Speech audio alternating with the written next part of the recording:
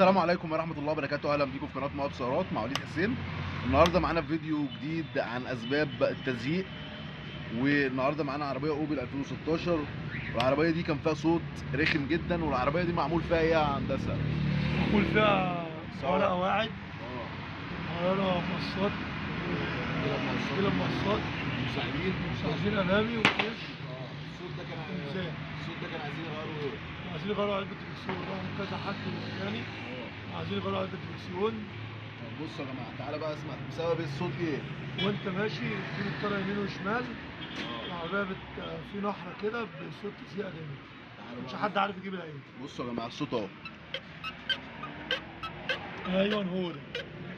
طبعا هنا الجلبه دي محكومه مكانها، فايه اللي بيحصل؟ ولا بتبان معاك في المطبات ولا بتبان معاك في ولا حاجه. اي حاجه، العربيه ميه. هي العربيه لما بتيجي ترج العربيه كده على البطيء، وانت ماشي مثلا على البطيء ترج الدركسيون كده، طبعا العربيه بتطلع وتنزل كده، تعمل معاك نفس صوت التزييق. لما انا جيت وقفت وهزيت العربيه فوق وتحت، التزييق مسمعه جامد جدا، حتى مسمعه معايا في الانصاره ومسمعه في كل حاجه معايا. لما اكتشفت العيب، بص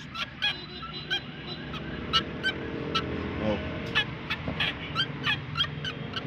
كنت عامل لكم فيديو قبل كده عن العربيه البي ام الاكس 1، كان فيها نفس المشكله دي في الجلبه. بردك العربيه كانت عفشتها كلها سليمه، ولكن مكان الجلبه نفسه كان بردك ايه، مبوش. هنا الجلبه الحديد نفسها مبوشه فين؟ مبوشه في الكاوتش.